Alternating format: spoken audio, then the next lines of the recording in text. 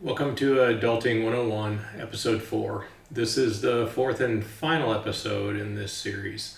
In this episode, we're going to talk about interpersonal communication and personal responsibility. Hello, my name is Randall Crouch. I've been a licensed mental health counselor in the state of Florida. I've been practiced since 2005, been licensed since 2009. I've spent my career helping people with mood disorders, relationship issues, vocational issues, addiction issues, lots of things across the board. I'm the proud dad of two adult children. My son is in his 30s. My daughter is going to be 30. Both of them work successful careers in IT and have successful marriages. They took the lessons I'm teaching here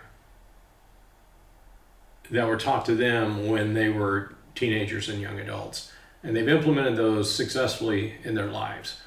So I know these things work and work well. Interpersonal communications is where we're going to start with this episode. We're going to cover the basics: clarity, the 3 F's of assertive communication, and consideration and respect.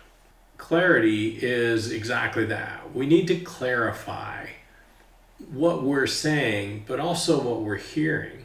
What gets a lot of people in trouble is they make assumptions. I assume you said that. I assume you meant that. I assume you understood what I meant. I assume you understood what I said. That's mostly not the case. 80% of our communication comes from nonverbal cues. Our pitch, our tone, our micro facial movements, micro expressions, hand movements, gestures, things like that. 20% of words. So we may hear the words, but our brain is processing all of the nonverbal communication as well. And we make inferences to what we're seeing the person doing, to the changes in their tone, to things like that. That leads us to make assumptions. Sometimes they're correct, sometimes they're not. So what I've learned, 20 years of doing this, 20 years of helping couples in particular, if we clarify, it takes away the assumption. All right. Lack of clarity can lead to assumptions, ignoring, or misinterpretation. I just talked about that. What are the best ways to clarify speech? I personally like parroting. What I heard you say was, blah, blah, blah. Just repeat back what you heard. I'm sorry, I didn't understand what you said. Help me understand what you meant by blah, blah, blah, blah, blah, blah, blah. And we're going to repeat that back again. You can ask the listener if they're being understood. The speaker can ask if they're being understood. That's what I wrote here. I do that with clients often. Do you understand what I mean? Am I making my point clear? Because a lot of times it'll be in your head and it works out just perfect. But then when you go to convey it, it's not perfect. It's far short of that. And so you get these looks like, what? I don't get what you're saying. Both parties can read and recognize microexpressions to see if they match understanding or confusion. That's if you're really good at it too. Some people just aren't. They don't get social cues very well, and it can make things even more awkward for them and for the person who's speaking. Both can utilize thought-stopping techniques to prevent assumptions, ignoring, and misinterpretation. The 3 F's. All right, I like this model because it's really easy to remember, one, and it's really easy to implement. The 3 F's of assertive communication, and I want to go over assertive communication real quick. Assertiveness means I'm going to tell you what I need. I'm not going to make excuses about it. I'm just going to tell you what I need. If you go to a restaurant and you order off the menu, you're telling the waitstaff what you need. I want a cheeseburger, medium, with bacon and a side of French fries. That's assertive communication. It really is that simple. If you hem and haw and you go about in a passive way, what do you think I should order? I'm not really sure what to order. That's not effective communication. If you're aggressive about it, that's not effective either. Bring me a damn burger now. You may get your burger, but they may do something to it. So you don't want to do that, right? So the 3 F's of assertive communication, we're going to state what we're needing. And we're going to utilize clarification in this as well. So the first F is fact. We're going to state a fact. So if you heard somebody say something and it doesn't quite come across as right for you, or you didn't understand it, you clarify, hey, what I heard you say was blah, blah, blah, blah, blah, right? A lot of times you won't even have to go to the next F's. That's the truth of that. Because in clarifying that, the person may say, oh my gosh, that's not the way I meant that to come out. This is what I meant instead. And they get to clarify themselves. And we have to make allowances for that. So we have to learn how to keep our emotions in check and not be reactive to things people say. I should clarify, immediately reactive to things people say. Some people are hair triggers. Boom, I'm going to immediately react to what you said. You got to learn to stop that. Put that stop sign up, stop. Let me clarify what they said. I'll give you a real world example. When my wife and I were dating, we bought a house together. We were not yet married. I moved into the house about a month before she did, and we had contractors coming in and whatnot. Anyway, I'd been there for about a month. I'd painted the walls, made the flooring put in. I was pretty used to it being my house at that point. Then she moves in, and it was great. And one day I got home from work, and I'm sitting in my chair, I'm petting the dog, and she came in. She sat on her computer, which is in an office off of our living room, and she just pipes up randomly, honey, I don't think you can pay your way. Now, we had talked about, and if you watched my household, if you watched episode 3 about household management, you can see there's a big deal about finance. So we had laid out our finances. This is what she's going to pay, this is what I'm going to pay, all of that. So my thought was, hey, that's not right. We talked about this. Why are you bringing this nonsense up? I'm putting this PG for you guys. That really wasn't the thought, but it's a PG version of the thought. But then I put up my stops and I said, stop. Why don't you clarify what she means? For one thing, English is not her first language, so I had to remember that. Force myself to remember that and say, hey, English isn't her first language. She thinks in Italian and she translates this stuff as she's talking. So I said, hey, honey, what I heard you say was you don't think I can pay my way. Oh my God, is that the way that came out? That's what she said to me. I'm worried that you're not going to have enough spending money for yourself. So the assumption on my part was that she was jabbing at me, when in reality she was being considerate of my needs. That's why we clarify. We don't let our emotions get in the way. If I would have said what I was thinking instead of stopping it and clarifying it, I probably wouldn't be married. So honestly, all right, we parrot back the fact. Let's say it moves forward. You state the fact, person like, yeah, that's what I said. Then you state your feeling. When I heard you say that, this is how it made me feel. Or when I saw you do that, this is how it made me feel. A person who respects you, we talked about this in another video, the diamond rings. If they're a diamond ring person, they don't want you to feel bad. They don't want you to hurt. They certainly don't want to be the cause of your pain or your suffering, right? So they're going to take that into consideration. A fake diamond ring, they don't care. And that's your cue right there. If I use this, if I say, hey, this is what I heard you say, and when I heard you say it, it made me feel however, and the person's like, I don't care, your feelings aren't important, or something to that effect, that's your cue to get out of that relationship. Right then, done. All right, last F, fair request. We're going to make a fair request of what we'd like them to do. So let's say your partner calls you a name, or your friend calls you a name that you don't like. Hey, what I just heard you say was you called me a name. I don't like it when you call me names. Don't call me names. Fact, feeling, fair request. Fair request is don't call me names. Consideration and respect. Consideration is taking into account the needs of those around you, including the needs of strangers. I think this is a huge problem in modern society. We have a complete lack of consideration for other people. I think this has gotten worse since COVID, 2020. Just looking at it.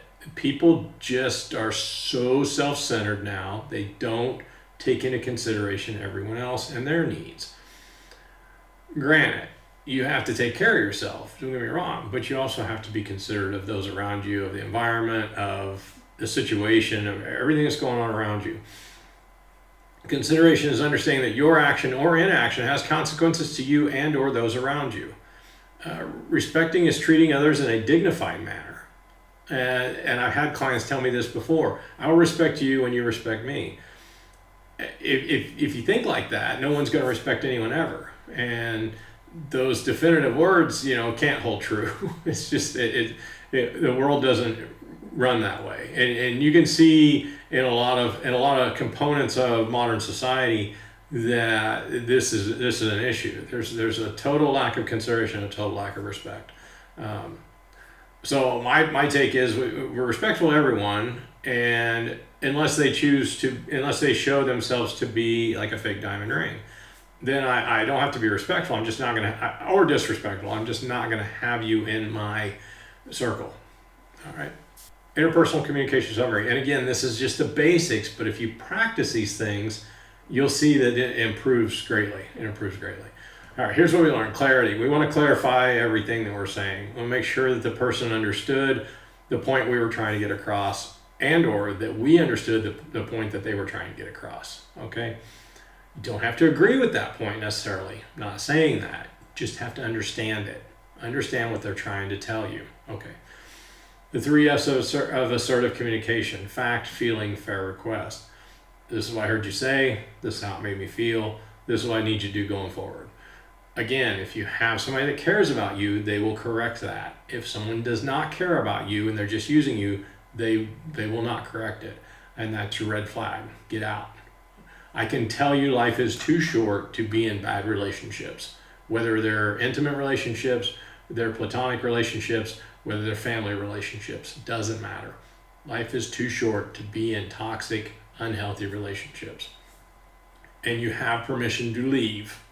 If you're in a domestic violence situation, you need to get help from an organization that can help you leave safely. But aside from that, you're free to go. You're free to hang up your phone. You're free to not answer the text. You're free to not to invite this person over to your house. You're free to do all those things. Keep that in mind. All right, last point, consideration and respect. These two things go hand in hand. I believe we can be overly considerate at times in a detriment to our own health and well-being. So we have to find a balance for that, but we have to make sure we're being considerate of everyone around us. Finally, we're going to discuss personal responsibility. We're going to define personal responsibility. We're going to talk about stop, think, and act, and we're going to talk about introspection. All right, responsibility is owning your actions and behaviors. If you recall in the self-esteem video, I talked about how no one can make you do or not do things. You choose your character, you choose your personality. When I hear clients say, he always makes me angry, or she always makes me cry, or whatever it is, you're choosing to allow their actions to define your reaction, instead of you choosing your reaction, or instead of you choosing your own outcome based on what you want to show. Going back to using 3 F's of assertive communication, or whatever it is that you're going to do. All right. Responsibility, to look at yourself first in terms of what you did or didn't do, regardless of what the others did or didn't do. Responsibility is not blame, it's acceptance and ownership of personal actions. When I was a kid growing up and I would get in trouble for things that my brother would do, I would get so mad because I had this, it was ingrained in both my brother and I growing up. If you did it, you own up to it. If you made a mistake, you accept the mistake, you move past it. So when I got blamed for something that I didn't do, I would get just rigidly defensive about it. I've learned now just to kind of soften up on that part as well, to say, you guys know me. If I messed up, I own it. And humans make mistakes. We have to understand that. Well, no one's perfect. We're gonna have errors in our lives. The only control you have in life is in the choices you make. You do not control your thoughts or emotions. You control how you act on them. Keep that in mind. Utilize that stop, think, and act. And I'm going to jump into that next. You don't control the thoughts, emotions, or actions of others either, and they don't control your thoughts, emotions, or actions. My grandma used to say, it's none of your business what other people think about you. It's also none of your business what other people say about you. You're allowing your ego to take over when you think someone's talking crap about me, or someone's dissing me, or whatever it is. So what? Let them run their mouth. Don't buy into what they're trying to sell. Don't bite the hook, in other words. Stop, think, and act. I think this should be taught in elementary schools, like starting in kindergarten, and be reiterated every single grade year until you graduate high school. And then it should be started over again in college, and just you have a constant reminder of stop, think, act. Stop yourself. Don't say or do anything until you go through a logical progression. The logical progression that I like is the rotary four-way test of the things we think, say, and do. If you're not familiar with Rotary, look it up. I'm not going to waste your time with that here. Rotaries is a great civic organization. They do so many great things across the globe, but they have a four-way test. Is it the truth? Is it fair to all concerned? Will it build goodwill and better friendship? Will it be beneficial to all concerned? There's that consideration again. If you implement that four-way test into your stop, think, and act logic to say, do I need to really speak up about this? I think a lot of times you're going to find you don't. You don't need to say anything. Make it known that you understood what was going on, but aside from that, you may not need to go any further than that. All right, think before you act. Is this what I want to do, do or say? Is it helpful, positive, respectful, necessary? Don't justify the necessary. No, someone does not have to tell him he's being an a-hole. Okay, they do not. And it's not necessarily your place to do that. Make positive choices. Making positive choices is not hard to do when you remove ego and emotion from the mix. And again, I talk about that regularly. You're going to get that initial fluster of being upset. Putting up your stop sign, taking in a breath and saying, hey, I'm above this. And you are above it. Introspection is looking at yourself in your emotional mirror, if you will. Taking time each day to think about all the things you've said and done, using that as a learning and a growth opportunity to say, hey, this is how I handled that situation. Here's what I probably should have done differently. Here's what I'll do if this happens again. Actively working on shoring up positive behaviors and eliminating negative ones is a path to personal growth. This is why I said early on in another episode, you're not the same person today that you were yesterday. You've changed. Life has influenced you, and you're moving through it. Be kind to yourself and to others. Everyone makes mistakes. It's what people learn from those mistakes that shows their true character. So again, if you own up to your stuff, hey, I messed up. I shouldn't have said that. I deeply apologize. Hey, I shouldn't have done that. It was wrong. It was wrong of me. Own it. Then move past it. Your friends will allow you to move past it. They will move past it. The toxic people in your lives will not move past it. They will hold it against you, and that's just another red flag to dump them. Personal responsibility summary. All right, here's what we learned. Responsibility is simply owning the things you say and do and not blaming others for your actions. Stop, think, and act. Use logic. Don't use your emotions. Don't use your ego. We rarely make good choices when we are emotional or letting our ego lead the way. Introspection. Be a better human today than you were yesterday. Strive to do this every day of your life. All right. I hope you enjoyed this 4-part lesson for Adulting 101. It can apply to teenagers, young adults, older adults, middle-aged adults. I've had clients that were in their 60s and 70s that had not learned most of this and did not really know how to grow up and be an adult. So I say young adults because that's really who the target audience is. Hope you enjoy this, like and subscribe, and I will see you next week with another lesson.